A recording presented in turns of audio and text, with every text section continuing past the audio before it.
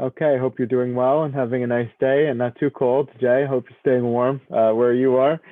But thank God we're off to another week and another Parsha. It is Monday, and so we're going to do a Rashi from the second Aliyah today of Parshas Vayigash. Of course, a fascinating Parsha. The Parsha begins in the confrontation, the great confrontation between Yehuda and Yosef, who they don't know is Yosef yet. Vayigash elav Yehuda.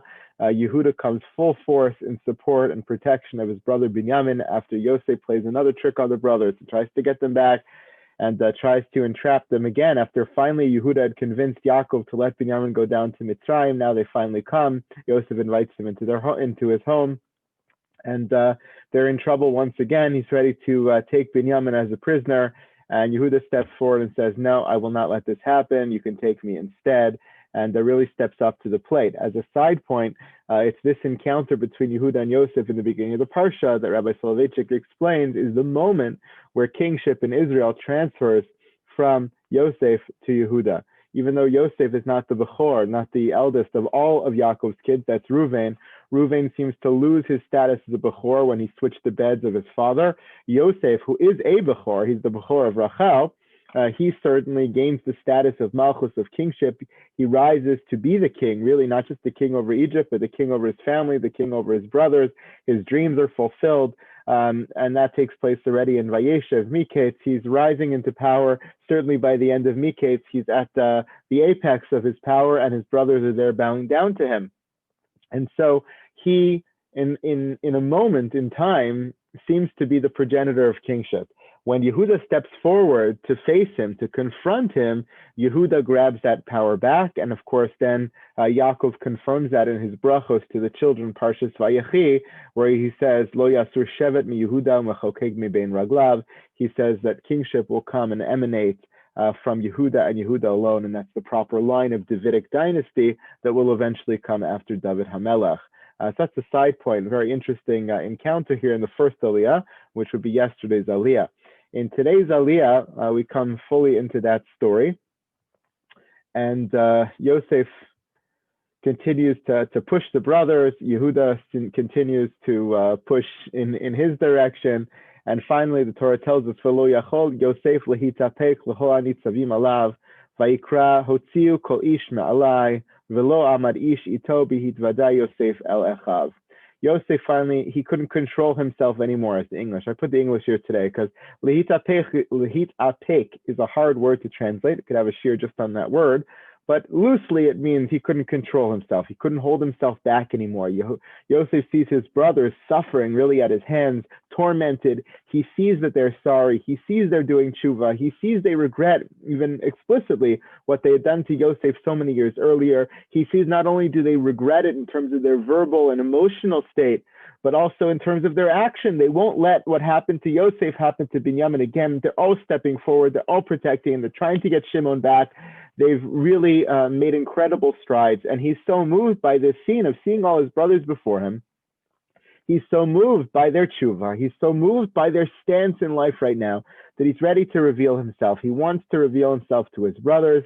And Vayikra hotziu kol ish me'alai. And therefore he says, get everybody out of here. And therefore, because he's a very powerful man, tells all his servants, all the people of us, get out of here.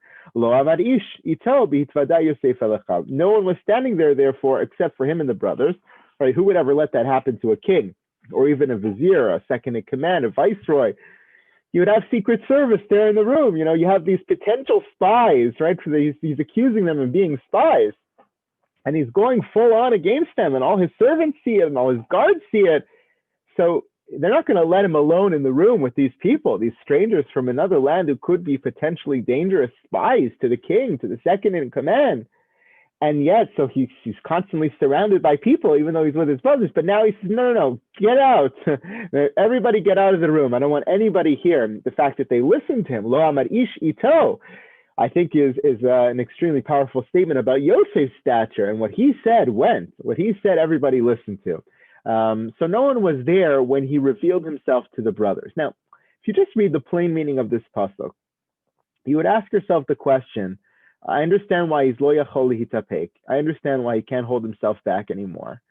But now you'd ask yourself the question, why does he want no one there? Why does he kick everybody out before he reveals himself to his brothers? I would have said, if I hadn't read the Rashi, that perhaps, the viceroy, this person of tremendous stature and power, is about to break down crying. He lo yachol litapek means he can't hold himself back, not only because he's eager to tell his brothers what happened, but because he's going to break down, he's going to cry, he's going to be emotional. This is an incredibly emotional moment for him, a vulnerable moment for him, a moment where he's going to admit all kinds of things about his past that perhaps his servants and people in Egypt don't know. There's so much here that is potentially not only damaging or dangerous to Yosef, but really leaving him vulnerable. So if I would have read the pasuk, I would have said, why does he want everybody out of the room? He doesn't want his servants there. He doesn't want people looking on, because this is a private, vulnerable moment. He doesn't want anybody there with him. He's trying to protect himself by getting rid of all the people in the room. But Rashi fascinatingly says that's not at all what was bothering Yosef, and that's not at all why he kicked everybody out. Rashi says, "Litapech l'chol hanitzavim." He couldn't hold himself back anymore. Lo yachol lispol sheyu hamitzriim nitzavim alav. V'shom'im she'echav mispaishim behodio lahem. What he couldn't stomach is the Egyptians witnessing his brothers being ashamed. He knew that as soon as he pulled the plug, as soon as he revealed himself, as soon as he let this whole story break loose, his brothers would be tremendously ashamed of their past, ashamed of standing before him and having to face him in this particular moment when everything was revealed. It would be very shameful to the brothers. And Yosef didn't want anybody there because he wanted to protect their status. Imagine that. After everything that the brothers had done to Yosef, after their whole journey together, the one thing Yosef has in mind when he's about to reveal this to them and blow their world into pieces is them. Maybe him also. But Rashi says primarily them. He was concerned with them and their well-being and protecting them.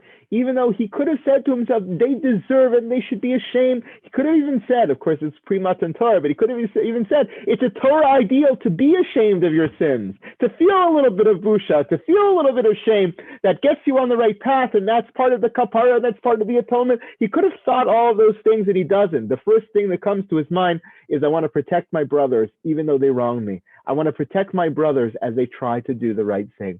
What a tremendous lesson. No wonder we call him Yosef Hatzadik. He was at a very, very high level where he was able to think that way and treat people that way. And perhaps that's what's truly special about this character. And hopefully we can learn from him as well. Have a great day, everyone. Be well. Thank you, Rabbi. Have a good Thank day. you. Thank you, Rabbi. Thank you. Take care. Thank you, Rabbi. Keep Take warm. care. You too.